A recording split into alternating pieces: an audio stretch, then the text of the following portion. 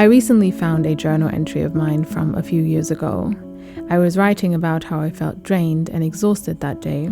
A few days prior, I had an argument with someone, and so I couldn't stop thinking about what had happened and what that person must be thinking of the situation now.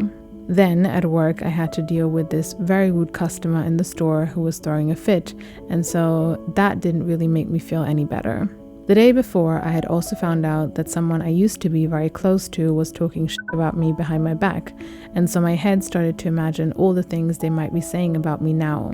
Another person in my life was dealing with a difficult situation, and so in the midst of me thinking about my stuff, I couldn't stop thinking about what they must be going through, coming up with all of these ideas on how we could possibly improve the situation. All of these voices were so loud in my head, all coming together at once, pulling me in different directions. I couldn't even distinguish anymore if they were my own thoughts or the thoughts of others. And then I ended the journal entry by saying, I will have to learn how to protect my own energy and peace. Otherwise, I am going to drown in this.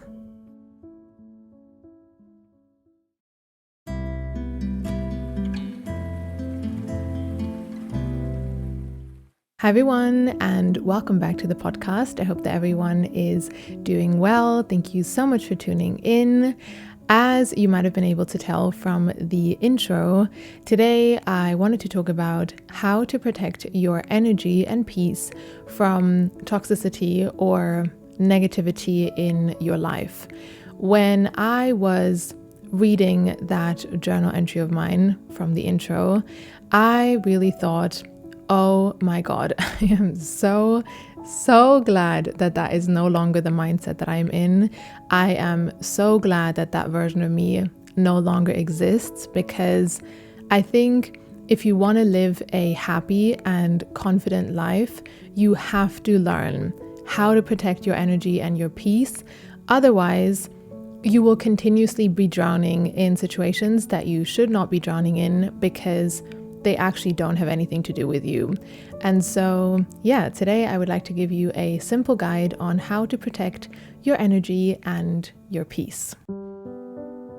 I think I used to be in a stage where any hurtful situation, any hurtful behavior, or any toxicity or negativity that would come my way, I would give all of it energy, because I just saw, okay, there is something happening, and now that means I need to give my explanation or figure it out or say something or put a boundary or just give it energy in some way.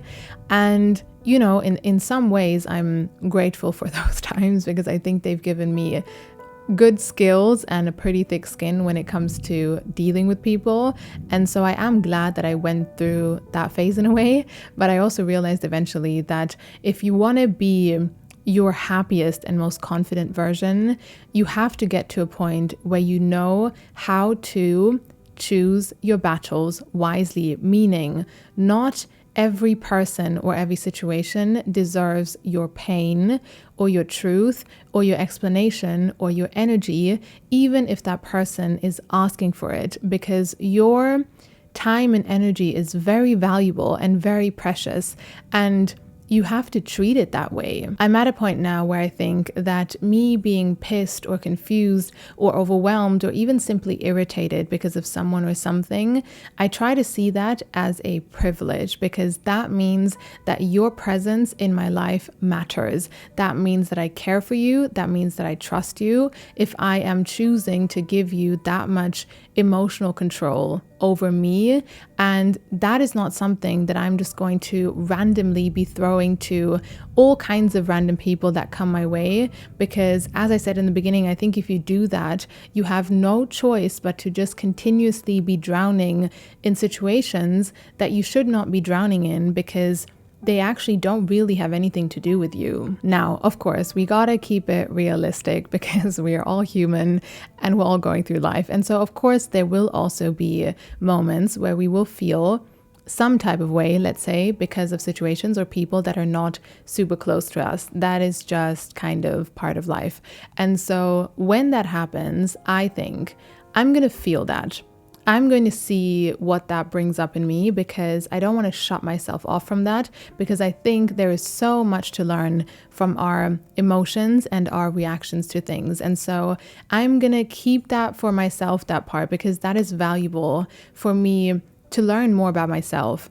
But me choosing to interact with someone based on that, or me choosing to speak my truth or give a boundary even, or just give that situation energy in some way, that energy and time is reserved firstly for myself and for the people in my life who I care for, because I'm always going to be there 100% to figure something out or give it energy, because I know that those people would do that for me, and I know that it's a two-way thing. But if that is not the case, if it's coming from people who actually don't really matter in my life, then I have learned that sometimes it is so extremely valuable to know when you simply have to step away, because you have to get to a point where you know how to choose your battles wisely. And I think in the end, that is also really the most loving thing that you can do for the people in your life, because I felt before I learned how to really choose my battles more wiser, I also really didn't have the ability to give the people in my life who I cared for the time and the energy and the thought that I felt they deserved, because I was just continuously so drained from being pulled into all kinds of different directions. And so the more I became cautious of how I spend my time and my energy for myself, the more I also felt it benefited everyone around me, because I suddenly had all of this energy to really be present with the people in my life and even with new people who I was interacting with.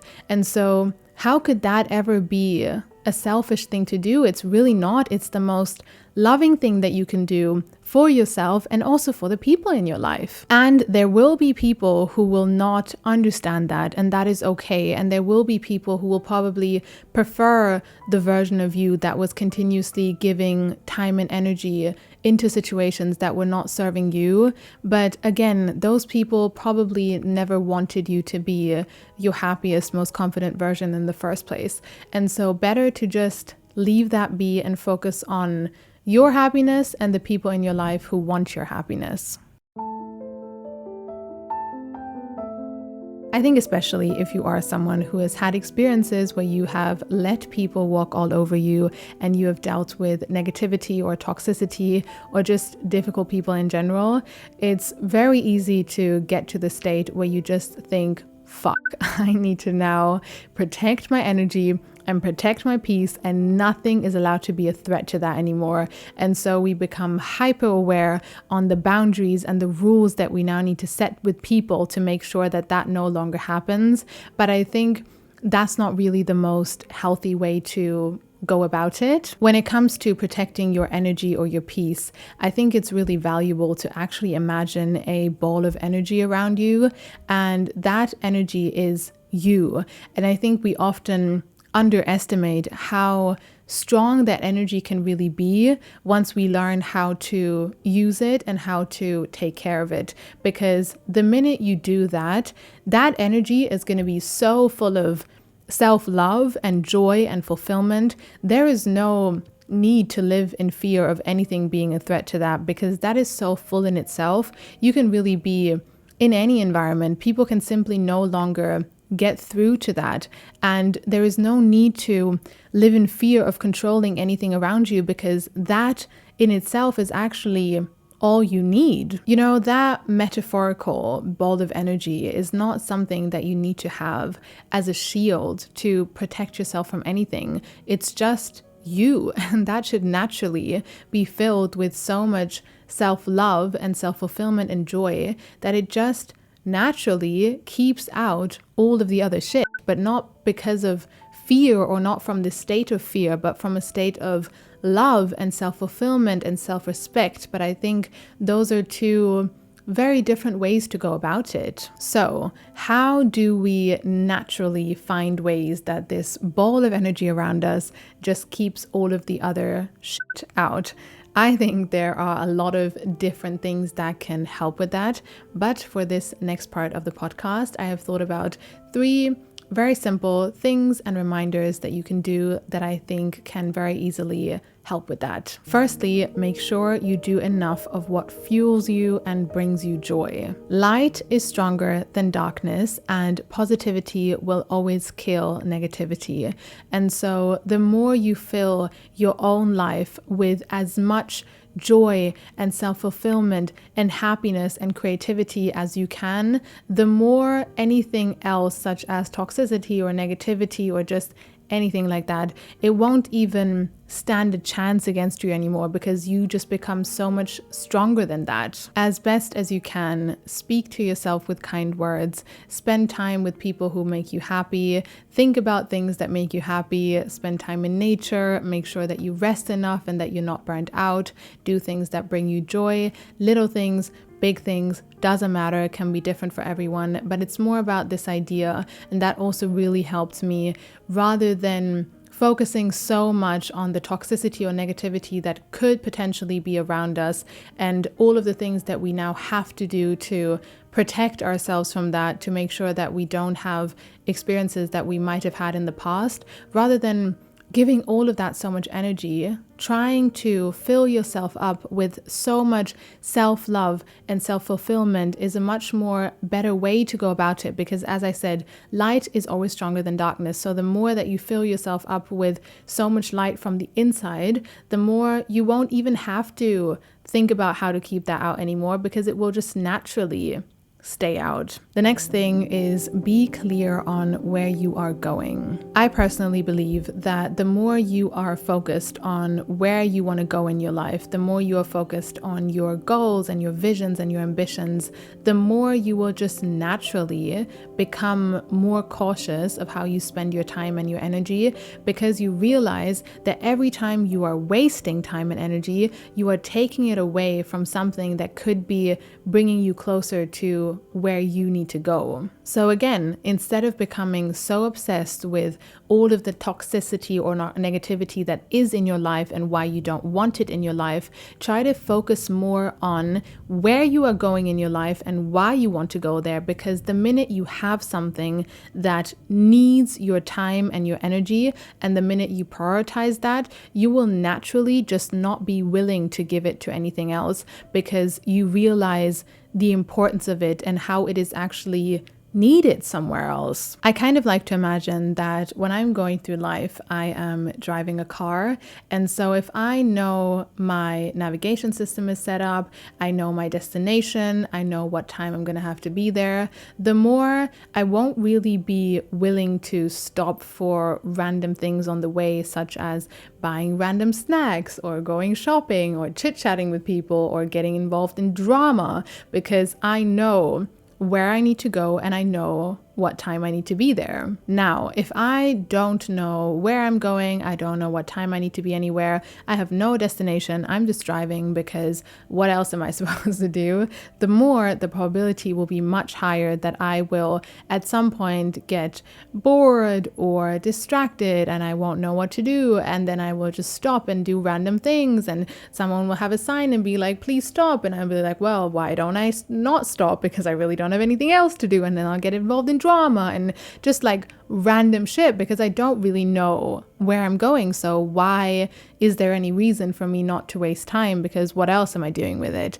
And so that's kind of how I see it. The more you know where you are going, the more you just naturally won't be willing to stop for things that are unnecessary. And if you do stop, then there is a valid reason for it, and it's something that is important to you, but you're not just stopping on the way the whole time because you don't know what else to do. Next up is meditation. I feel like I haven't talked about meditation on here in a really long time. I used to make videos about it all the time and talk about it all the time. I'm not sure why I haven't in a long time, but I think a great tool to use to protect your energy and your peace is also to regularly meditate. And let me explain why. Coming back to us envisioning our metaphorical ball of energy around us, I think the best way to really make sure that that ball is healthy and doing well and full of love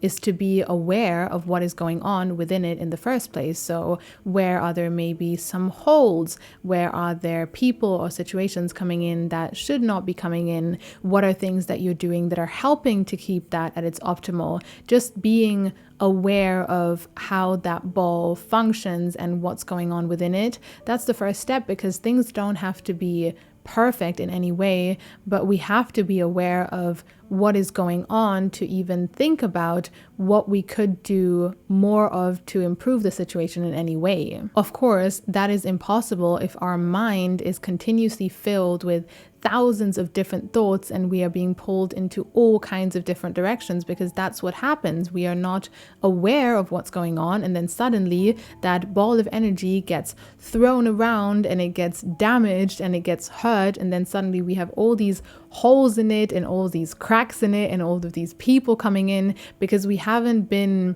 aware of what's been going on. And so then we sit there, mostly when it's way too late and we're already completely drained, realizing, oh my God, this ball is just completely broken at this point, because before that we couldn't even see, we couldn't even realize, because we didn't take enough time, or we didn't have enough time to be aware of what was going on. And so that's why I think meditation is a great way to go about this, because meditation will help to calm those thoughts, and meditation brings awareness. And so I think it's a really great thing to sit down and really envision that ball of energy in your meditation, and then kind of think about, okay, if this is my energy, what is going on within this? Where are things coming in? Where are there holes? What am I doing that's good? Just really, it starts with awareness. I think that is always the first step. And for me, meditation always brings more awareness. And then the last thing I would like to touch on for today is social media. So I think protecting your energy and your peace can generally be a tricky thing to figure out, but social media and the internet hasn't really made it much easier for us, because now suddenly we have access to all of these different people we will probably never even meet, and they all have different opinions and thoughts and ideas and viewpoints, and it's just a lot. On social media, there are so many different kinds of people all sharing their opinions and viewpoints. It's crazy. It's like, act like this, don't act like this, dress like this, don't dress like this, speak like this, don't speak like this, speak your truth, don't speak your truth because it's a dangerous world, have this many partners, don't have this many partners, do this, no, don't do this, this is good, this is not good. It's like so many different kinds of opinions, and it's great. I want people to have their opinions. I think it's great we can all speak and share, but at the same time it gets so easy to get sucked into all of that, and it becomes harder to really figure out, who am I really? And who am I really if all of those voices in my head that are probably not even mine would just fall away and I would simply be hearing my own voice? Ask yourself, would you let 100, 200, 300 different strangers come into your home every evening? No, probably not, because we are cautious of who we let into our mind and who we let into our home. That's very normal. But then we come home in the evening and we spend 3 hours scrolling on TikTok. In that, you are basically letting 100, 200, 300 different people into your mind, into your thoughts. And then we think, well, that's not the same because there is a screen separating us. But is it really that different? Obviously, it's a little bit different, but it's still very similar. You are letting so many different strangers continuously coming into your mind and into your thoughts. And that can be extremely exhausting and draining, and also very unhealthy. And that's actually also why I personally at some point decided to not use the app TikTok anymore, because I realized even if something is entertaining or you enjoy using it, doesn't mean that it's valuable for you. And so for me, I realized like I could spend hours and hours on TikTok, and I don't necessarily feel that it makes me feel bad about myself, because my For You page at this point is curated to exactly what I like, exactly what I find interesting, exactly what I find entertaining. And so I could be using that app for hours and I will just forget where the time went. And I don't feel that it makes me feel bad about myself. It's actually very entertaining for me, but I still felt at some point it was too many different thoughts and opinions coming into my mind at all times. And I don't think that we as humans are really built to be experiencing that for hours and hours a day, because that's just not really normal. Like, imagine you would be talking to hundreds of people for hours every day. Like, that would be a lot. And so I think, I don't know, for me at this point, I kind of compare those two, and I think I don't think that that's healthy. So I would like to close this podcast of today with a reminder that I feel I've also had to remind myself of quite a lot recently, and that is, in the same way that we are cautious of who we let into our mind and into our thoughts when it comes to real life and people who we actually interact with, it's really important to be aware of who we let into our mind and into our thoughts when it comes to social media and the internet. So what content are we watching? How much of that content are we watching? And is that making us feel happier and more confident and more motivated? Or is it making us feel even more confused and even more overwhelmed? It's really important to understand that social media and the internet can have similar effects to what you're doing in real life. And I think we often very much underestimate that just because we think there is a screen, but I think it's actually much more similar than we sometimes want to see. All right, everyone, thank you so much. I hope that you enjoyed. If you did, make sure to give this video a thumbs up. Make sure that you are subscribed and like and comment if you would like to. All of that good stuff helps me out a lot. And so, yeah, thank you so much. I hope you have a beautiful morning, evening, night, and I am very much looking forward to connecting with you in my next episode.